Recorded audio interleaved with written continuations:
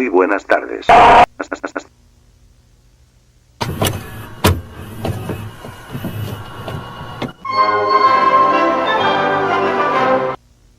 Comunicado a toda la República Mexicana. Debido a los acontecimientos ocurridos durante los últimos días, hemos decidido comunicarles que no hay nada de qué preocuparse.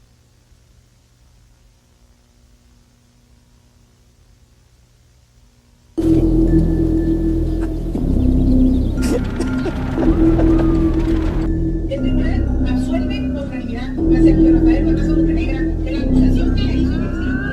Buenas tardes, amigas, amigos. Saludos del santuario del Rosario, el más grande del mundo. Hoy un día maravilloso después de muchos días. Lo de mi hija era un pedazo de cráneo de 10 centímetros. Esa es lo de mi hija. Buenas tardes. El video de hoy tocará temas sensibles y perturbadores que pueden incomodar a ciertas personas. Por favor, abandone toda esperanza antes de continuar viendo. Sin más que agregar, que ruede la cinta.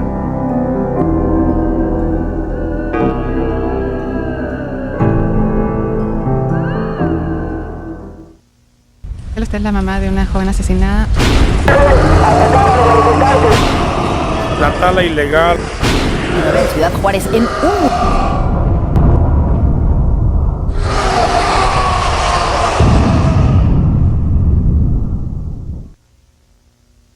16 de diciembre de 2010. Chihuahua, México. Cerca de las 9 de la noche, una mujer se encuentra recogiendo las pancartas con las que exige justicia por el asesinato de su hija, frente al Palacio de Gobierno del estado de Chihuahua, en Chihuahua capital. En ese momento, un vehículo se detiene frente a ella, y de este desciende un hombre para apuntarle con un arma y propinarle varios disparos.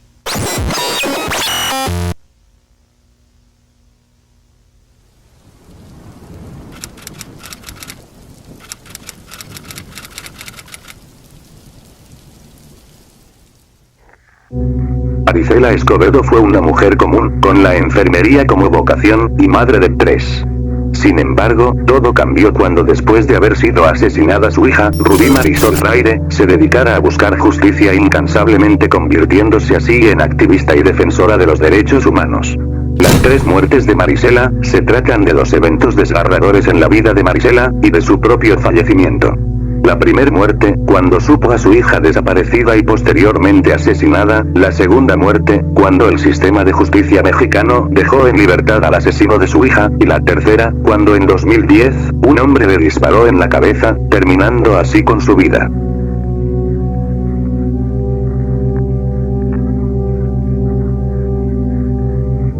Rubí Marisol Fraire Escobedo, una joven de 16 años residente de Ciudad Juárez, es reportada como desaparecida después de que su pareja, Sergio Rafael Barraza Bocanegra, se la llevara a vivir con él para luego asegurar que se marchó con otro hombre. Con un mal presentimiento, y sospechando de Sergio, la madre de Rubí, Marisela Escobedo, se presentó ante la fiscalía el 29 de enero del 2008 para reportar a Rubí como desaparecida.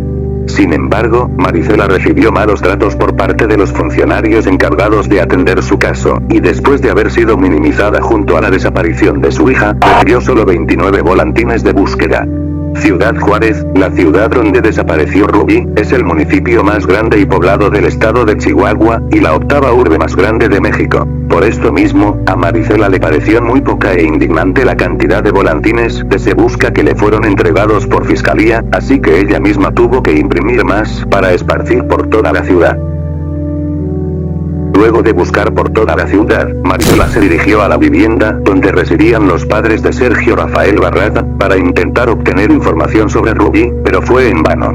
Ante esto, Marisela se unió a grupos de búsqueda, y se acercó a medios de comunicación para hacer público su caso. Su desesperación por encontrar a su hija era creciente, y su determinación no conoció límites.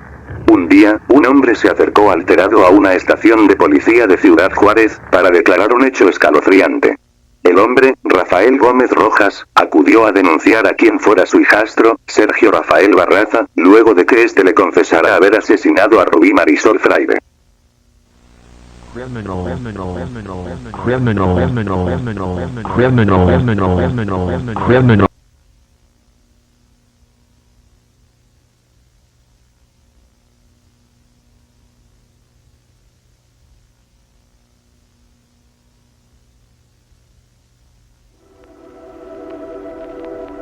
Sergio Barraza acompañó a los oficiales de policía municipal voluntariamente, luego de que fuera detenido como consecuencia de la denuncia impuesta por su padrastro.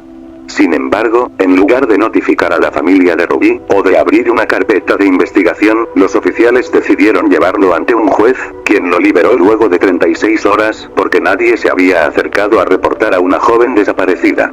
Marisela mientras tanto continuaba pegando y repartiendo volantines de búsqueda junto a su familia, con la esperanza de que apareciera alguna pista sobre la desaparición de Rubí. 23 días después de esto, la familia de Rubí, su madre, padre y hermanos, recibieron una llamada de quien fuera un informante. Se trataba de un chico, Ángel Gabriel, quien aseguraba haber escuchado a Sergio Barraza confesar el asesinato de Rubí. También informó que Sergio había alardeado no solo de haberla asesinado, sino también de la ubicación donde abandonó sus restos. Esta declaración confirmó lo que Marisela ya sospechaba. Sergio mintió sobre el escape de Rubí con otro hombre, y terminó cruelmente con la vida de su hija. Ángel Gabriel declaró ante Fiscalía como testigo protegido, aunque esto de nada sirvió cuando sicarios lo asesinaron junto con toda su familia. Sergio había escapado en este punto, hacia Zacatecas, lugar del que se originaba, imposibilitando a las autoridades aprenderlo. Pero Marisela no se quedaría de brazos cruzados, y ella misma iría tras Sergio, viajando desde Ciudad Juárez hasta Zacatecas para llevarlo ante la justicia. Gracias a que Marisela hizo la labor de investigadora, y de que ella misma lo buscó y encontró, Sergio fue detenido el 16 de junio del 2009, por retención de menores. Pero, al creer que lo detenían por el asesinato de Rubí, Sergio le confesó al agente encargado de detenerlo haberla asesinado. Esto lo llevó a comparecer ante un tribunal, frente a 3 jueces. Sergio indicó también el lugar en donde dejó los restos de Rubí, y luego de una búsqueda en el sitio, se encontraron 38 restos óseos pertenecientes a Rubí. I warn you, what you are about to hear is very disturbing indeed.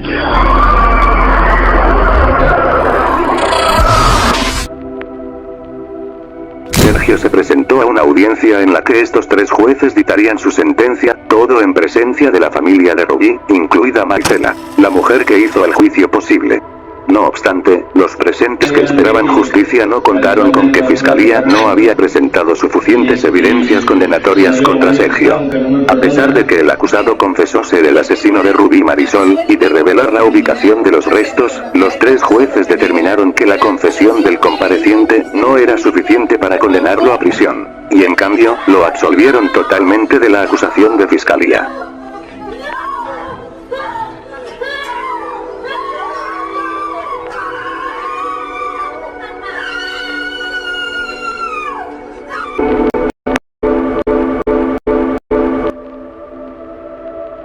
Con el corazón destrozado, y la esperanza por encontrar justicia vacilando, Marisela presenció como el asesino de su hija salía libre de aquella sala.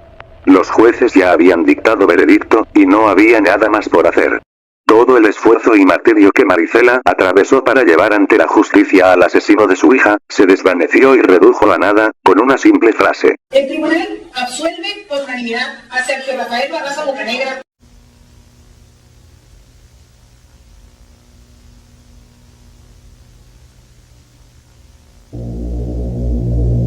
Conforme con la decisión del tribunal, Marisela hizo lo único que podía hacer, y que había estado haciendo desde que su hija desapareció. Protestar. Protestó nuevamente por todo el país, exigiendo justicia y un nuevo juicio. Su lucha y su forma de protestar por todo el país, a pesar de sentirse débil por el desgaste físico y emocional, llamaron la atención de organismos defensores de los derechos humanos, como la CNDH. Marisela se acercó a la Comisión Nacional de los Derechos Humanos a presentar una queja. La CNDH expidió entonces la Recomendación 44/2013, en donde exponía las fallas del sistema de justicia chihuahuense, y exigía la investigación de los servidores públicos implicados en el caso, pidió correcciones, y una disculpa pública para la familia de Rubí. Además, el organismo determinó varias violaciones a los derechos de Marisela, tales como legalidad, seguridad jurídica, trato digno, debida procuración de justicia y derecho a la verdad. Gracias a esto, y al alcance mediático que obtuvieron las formidables protestas de Marisela, se logró recondenar a Sergio por el asesinato de Rubí Marisol, y se ordenó su inmediata aprehensión. Lamentablemente, ya era demasiado tarde. pues Sergio, luego de escapar a Zacatecas, se unió al cártel de los Zetas. Sin embargo, Marisela no se rindió ni flaqueó en su lucha por justicia, y armada de valor, fue a buscarlo nuevamente a pesar de la peligrosa conexión de Sergio con el cártel. Marisela permaneció días observando a Sergio, frente a su casa en Zacatecas, desde donde Marisela se instaló con el objetivo de recabar pruebas para las autoridades. Sin embargo, el gobierno nunca mostró interés en perseguir a Sergio, y más ahora que pertenecía a los Zetas. Después de un tiempo observando a Barraza, Marisela comenzó a sentirse en peligro, debido a la constante presencia de sicarios en la zona, y en la casa de Sergio. Así que decidió volver a Chihuahua, más precisamente a Chihuahua capital, en donde continuamos exigiendo justicia y la aprehensión del asesino de su hija. Fue ahí, donde frente al Palacio de Gobierno, se instaló con pancartas con la foto de su hija, protestando bajo amenaza de muerte. Pues Marisela ya había incomodado bastante en este punto, al gobierno y al mismo Sergio, quien presumiblemente usó sus contactos en el cartel para dar fin a la vida de Marisela. Está a punto de convertirse en gato y en ratón. Eso es lo que estoy esperando esta gente, en que sea yo la que me tenga que esconder. Pues no me voy a esconder, si me va a venir ese hombre a asesinar, que venir y asesine aquí enfrente, para vergüenza. ¿Le ha dicho algo? ¿Le ha mandado? Las palabras de Marisela se hicieron realidad. El 16 de diciembre del 2010, José Enrique Jiménez Zavala, alias El Wicked, según la versión de fiscalía, descendió de un automóvil blanco, justo donde se encontraba Marisela recogiendo las pancartas con las que, como todos los días, protestaba frente al Palacio de Gobierno de Chihuahua. Es entonces cuando José Zavala encaró a Marisela con la intención de terminar con su vida. Marisela trató de escapar cruzando la calle hacia el Palacio de Gobierno, pero José la persiguió, y de un disparo en la cabeza la asesinó.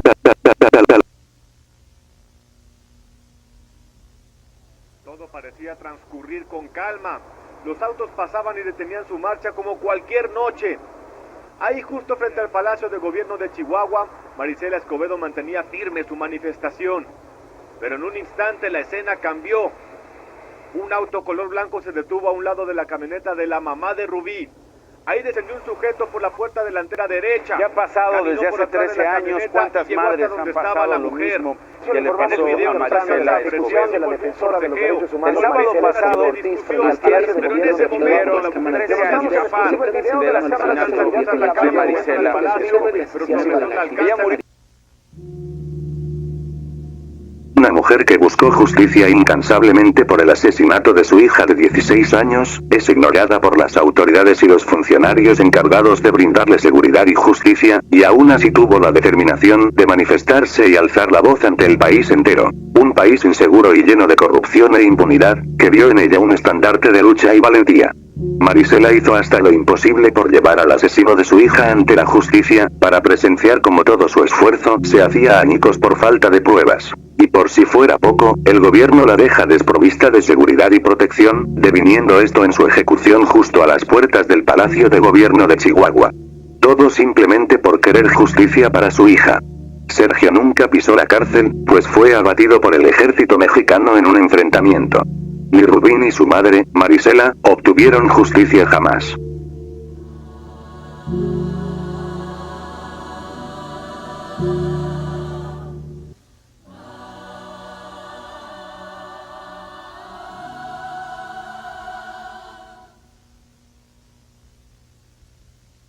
De agosto del 2022. La Cruz de Elota, Sinaloa. Una mujer sale de una iglesia en la que se conmemoraba la desaparición de su hijo de 20 años, el 16 de octubre del 2019, en el Día Internacional de las Víctimas por Desaparición Forzada. Es en ese instante cuando una camioneta blanca la intercepta para levantarla a la fuerza, y desaparecerla, para ser encontrada luego sin vida, el 31 de agosto del 2022. Rosario Lilian Rodríguez Barraza, fue una madre buscadora integrante del colectivo Corazones sin Justicia, cuyo hijo, Fernando Abixay Ramírez Rodríguez, desapareció el 16 de octubre del 2019, a los 20 años de edad. Desde entonces, Lilian estuvo activa como buscadora, junto con otras madres, realizando labores de búsqueda en el estado de Sinaloa, y logrando localizar varios cuerpos. Esto la hizo blanco de amenazas, tanto de grupos armados, como de la policía municipal, según el testimonio de una compañera de búsqueda de Lilian.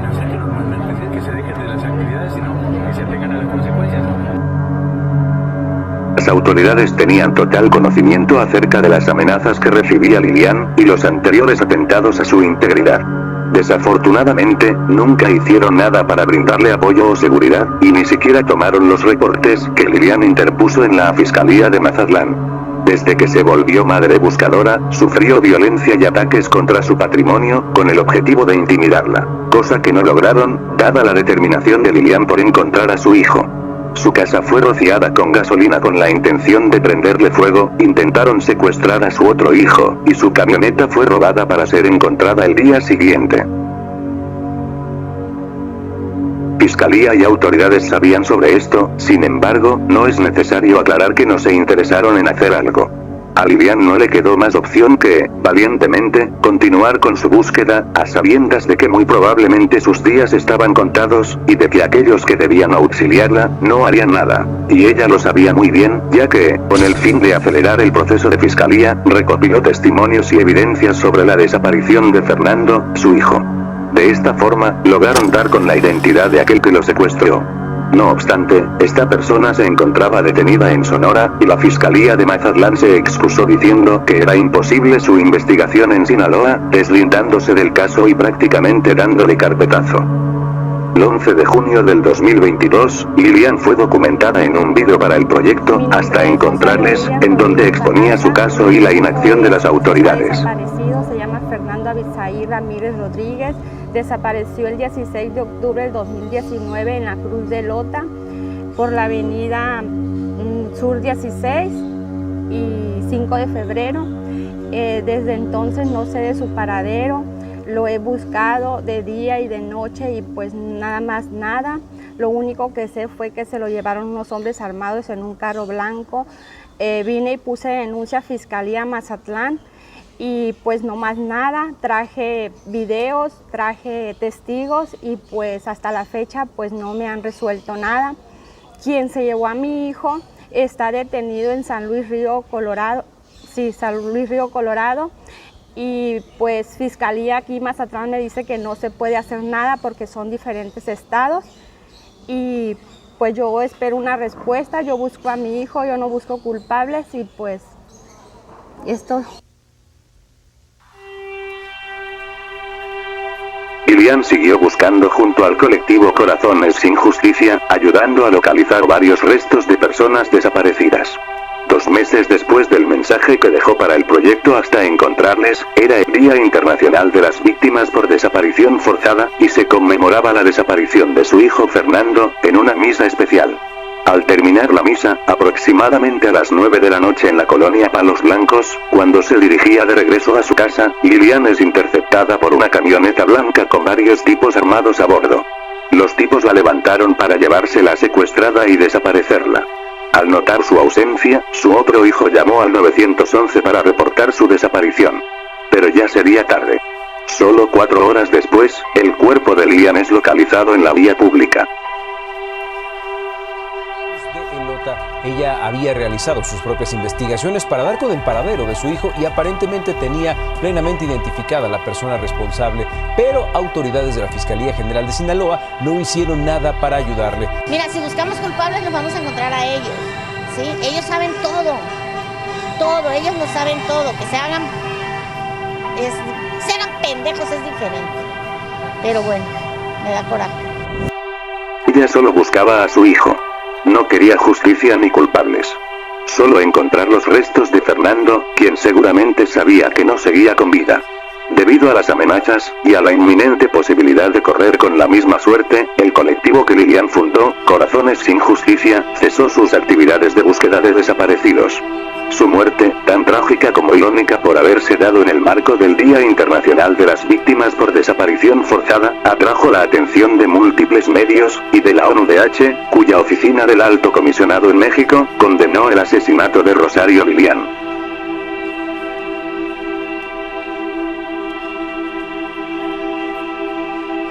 La madre que pierde a su hijo o hija, se dedica a buscarlo dando todo lo que está a su disposición, y termina no solo sin justicia, también sin vida. 27 de marzo del 2025. Guadalajara, Jalisco. Una mujer es herida de gravedad, luego de que sujetos armados ingresaran a su vivienda, para supuestamente cometer asalto y robo. La mujer, quien también era madre buscadora, falleció más tarde en el hospital como consecuencia del ataque.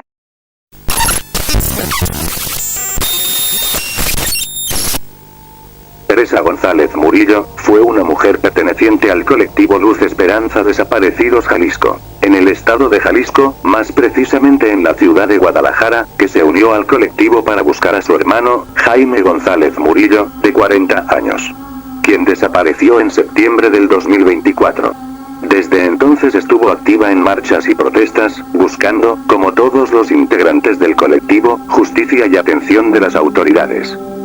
Esto, como es costumbre, la hizo acreedora de amenazas por parte de grupos criminales, además de sufrir junto al colectivo, la falta de interés y comunicación por parte de la presidenta municipal y su administración. En varias ocasiones, sus manifestaciones fueron disueltas por el gobierno municipal, con la excusa de que dan mala imagen. Lo que en verdad da mala imagen, sin embargo, es la mediocre administración que un regente inepto pretende hacer pasar por eficiente, anteponiendo la imagen por sobre el derecho a la justicia y transparencia. Aún así, ella y el colectivo continuaron las manifestaciones a pesar de las amenazas y agresiones. Teresa, también llamada con cariño por sus conocidos y compañeros, Teresita, era líder de un grupo de comerciantes que, por la naturaleza de sus labores, discutían y peleaban constantemente con la policía municipal, quienes los desplazaban cada tanto, haciéndoles muy difícil tener ventas. Teresa y sus compañeros vendedores ya se habían manifestado con anterioridad, para denunciar actos de corrupción en permisos concedidos a otros comerciantes ambulantes. Esto le ganó amenazas también por parte del gobierno municipal, según testimonios de personas dentro del colectivo y sus allegados. Un día, el 27 de marzo del 2025, hombres armados en motocicletas arribaron al domicilio de Teresa, en la colonia San Marcos, e irrumpieron en su casa con la intención de privarla de su libertad, y amenazaron a quienes se encontraban con ella en el domicilio. Teresa se resistió al intento de secuestro, lo que provocó que al final, los sujetos le dispararan.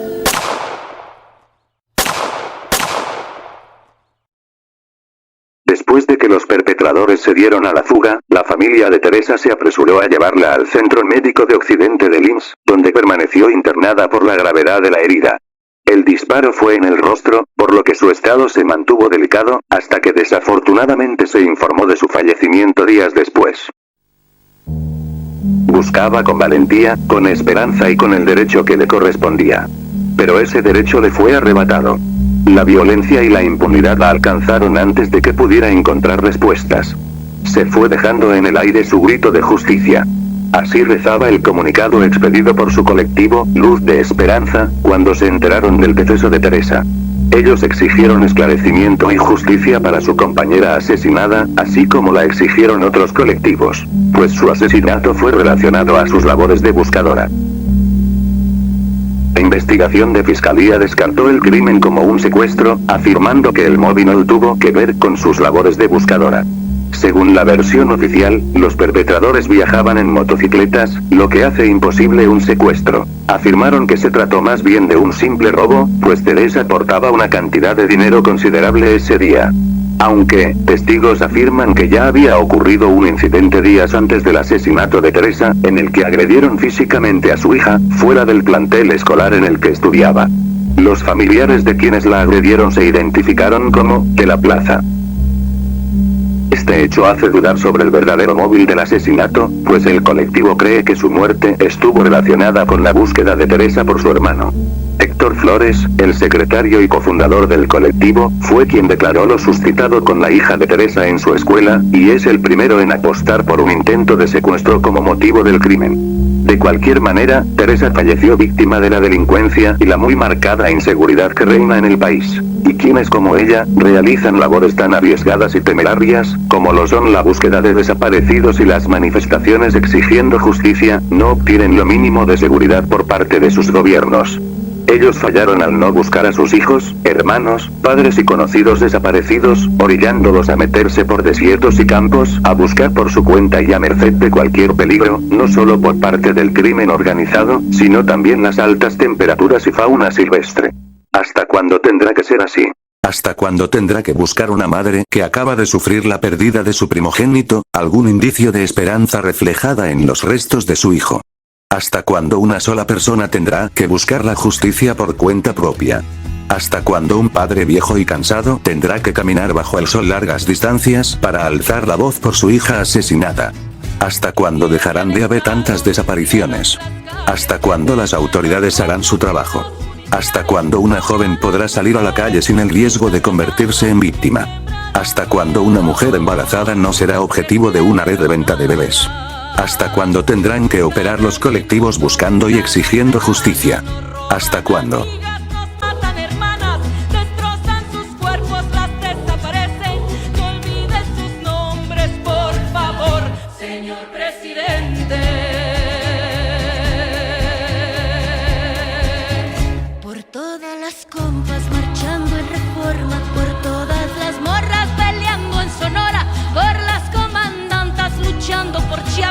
Por todas las madres buscando a Tijuana, cantamos sin miedo, pedimos justicia, gritamos por cada desaparecida, que retumbe fuerte, nos queremos vivas.